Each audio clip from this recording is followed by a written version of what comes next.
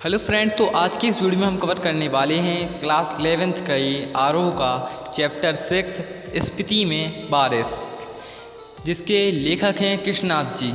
अब जो ये चैप्टर है स्पीति में बारिश, यह पाठ एक यात्रा वृत्तांत है। स्पीति एक जगह का नाम है जो कि हिमालय के मध्य में स्थित है। यह स्थान अपनी भौगोलिक एवं प्राकृतिक विशेषताओं के कारण अन्य पर्वतीय स्थलों से भिन्न है। लेखक ने इस पाठ में स्पीति की जनसंख्या, ऋतु, फसल, जलवायु तथा भूगोल का वर्णन किया है, जो परस्पर कहीं न कहीं एक दूसरे से संबंधित हैं।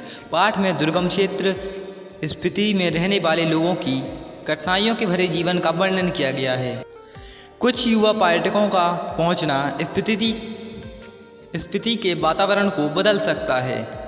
उनका आना मानो कि रेगिस्तान में पानी की बूंदों के समान हो सकता है और यह बहुत ही ज़्यादा सुखद संयोग बन सकता है। अब हम इस पूरे चैप्टर के पाठ के सार को समझते हैं। स्पीति हिमालय प्रदेश के लाहौल स्पीति जिले की तहसील है। प्राचीन काल में स्पीति भारतीय साम्राज्यों का अनाम अंग था, मतलब इसकी कोई अलग से पहचान नहीं थी। जब ये साम्राज्य टूटे तो स्वतंत्र रही, मतलब जब देश पे दूसरे देशों ने राज करना शुरू किया था तब भी यह स्वतंत्र था। मध्य युग में प्रायः लद्दाख मंडल और कभी कश्मीर मंडल, कभी कुल्लू मंडल, कभी ब्रिटिश भारत के तहत रही है। तब भी प्रायः स्वतंत्र रही, मतलब इतने सारे लोगों ने इस पर कब्जा किया फिर भी यह स्वतंत्र रही। इसकी स्वायत्तता भूगोल सिरजी है, मतलब इसकी जो रक्षा करता है वह इसकी भूगोल ही इसकी रक्षा करता है। भूगोल इसका संहार भी करता है, मतलब उसकी जियोग्राफिक जो कंडीशन है वहाँ की इसी कारण। स्पीति में जनसंख्या बहुत ही कम है। 1971 के अनुसार इसकी जनसंख्या 7196 है। पास क्षेत्रफल जो कि 12,015 वर्ग किलोमीटर है। यह क्षेत्र लाहौल के साथ जोड़कर बताया गया है, जो इसकी जनसंख्या बताई गई वो वर्ग किलोमीटर बताया गया है। इस प्रकार स्पीति की जनसंख्या को प्रति वर्ग किलोमीटर में 4 से भी कम लोग आते हैं। लाहौल स्पीति का प्रशासन ब्रिटिश राज्य से भारत को जैसा का तैसा मिला, मतलब पूरे देश पर जब ब्रिटिश राज था तब कुछ ना कुछ उन लोगों ने चेंज किया, पर स्पीति जो था उस पर ब्रिटिश राज कुछ भी चेंज नहीं कर पाया। हमें जैसा का तैसा वो वापस मिला। स्पीति के लोग असिस्टेंट कमिश्नर को नोनो को अपना राजा समझते थे, मतलब वहाँ पर एक असिस्टेंट कमिश्नर था, उसको वो अपना राजा मानते थे। राजा नहीं जब होता तो दमयंती को वह अपनी रानी मानते थे। 1873 में स्पीति रेगुलेशन पास हुआ, जिसके तहत लाहौल और स्पीति को विशेष दर्जा दिया गया। 1873 में इसको विशेष दर्जा मिल गया था। ब्रिटिश भारत के अन्य कानून यहाँ लागू नहीं होते थे।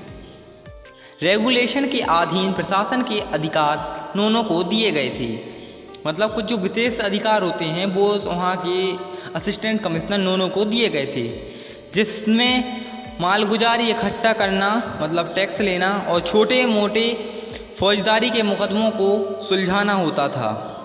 उसके ऊपर के मामले को वह कमिश्नर के पास भेज देता था। 1960 में लाहौल स्पीति पंजाब राज्य के अंतर्गत एक अलग जिला बना दिया गया। 1960 में यह एक अलग जिला बन गया, जिसका केंद्र केलांग में है। 1966 में जब हिमाचल प्रदेश राज्य बना तो लाहौल स्पीति उसके उत्तरी छोर का जिला हो गया। यह देश का सबसे अधिक दुर्गम क्षेत्र है, मतलब पूरे भारत देश में सबसे अधिक दुर्गम क्षेत्र कौन है, वह स्पीति है। स्पीति चारों तरफ से ऊंचे ऊंचे पर्वतों से घिरा है। इसकी मुख्य घाटी स्पीति नदी की घाटी है।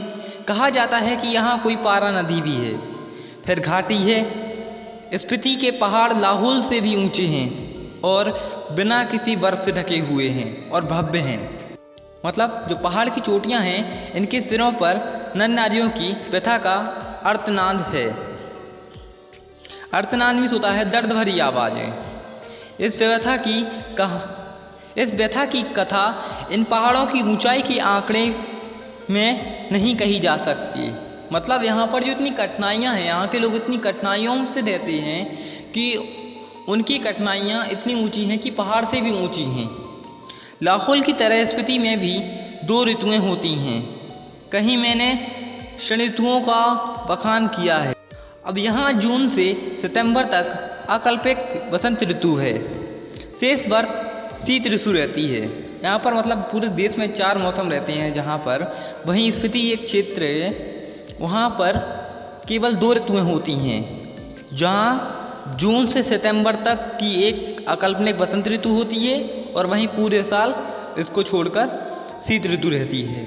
बसंत में जुलाई में औसत तापमान 15 डिग्री सेंटीग्रेड और शीत में जनवरी का तापमान 8 डिग्री सेंटीग्रेड रिकॉर्ड किया गया है।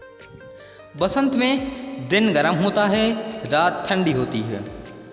और शीत में क्या होता है इसकी तो कल्पना ही नहीं की जा सकती, कभी रहकर देखा जा सकता है।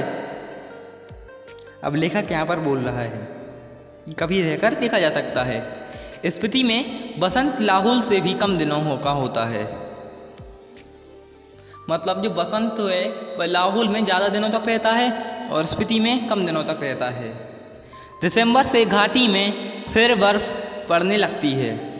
अप्रैल मई तक रहती है। नदी नाले सब जम जाते हैं। तेज़ हवाएं चलती हैं। मुंह हाथ जो खुले हैं उन पर सूल की तरह चुभती है। मतलब इतनी तेज ठंडी रहती है कि हर चीज़ वहाँ पर जम जाती है और शरीर का एक भी अंग बाहर नहीं रह सकता क्योंकि हवा उस पर बहुत ज़्यादा चुभती है। स्पीति में लाहौल से भी कम वर्षा होती है। यदि कालिदास यहाँ आकर कहें कि अपने बहुत से सुंदर गुणों से सुहानी लगने वाली स्त्रियों का जी खिलाने वाली, पेड़ों की टहनियाँ और बेलों की सच्ची सखी तथा सभी जीवों का प्राण बनी हुई वर्षा ऋतु आपके मन की सब साथ पूरी करें, तो शायद स्पीति के नर नारी यही पूछेंगी कि यह देवता कौन है, कहाँ रहता है और यहाँ क्यों नहीं आता।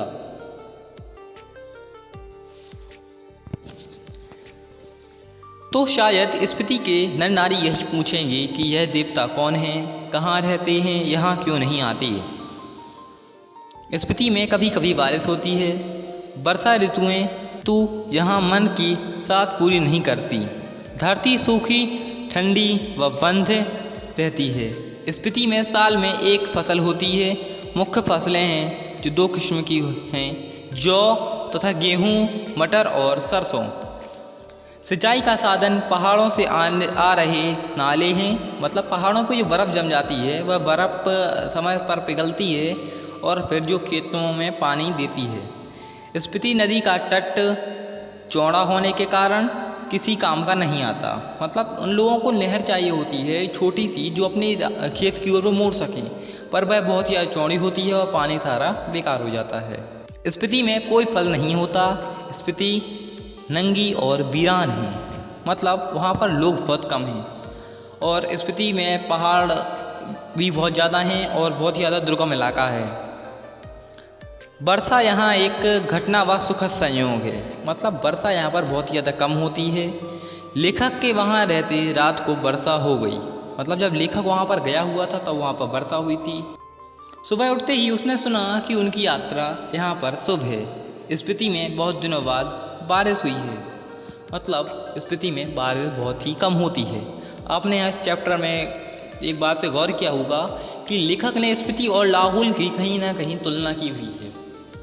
फ्रेंड्स, आप इस चैप्टर और बाकी आरोह के चैप्टर्स के क्वेश्चन आंसर की बिल्कुल भी टेंशन ना लें, क्योंकि मैं एक वीडियो बनाऊंगा और उसमें सभी जो मेन क्वेश्चन आंसर हैं उन सभी क्वेश्चन आंसर को एक वीडियो में कवर कर लूँगा। कोई भी टेंशन वाली बात नहीं है। आप वीडियो देखते रहिए। वीडियो पसंद आई तो लाइक करें, कमेंट करें, शेयर करें, सब्सक्राइब करें। Thank you so much.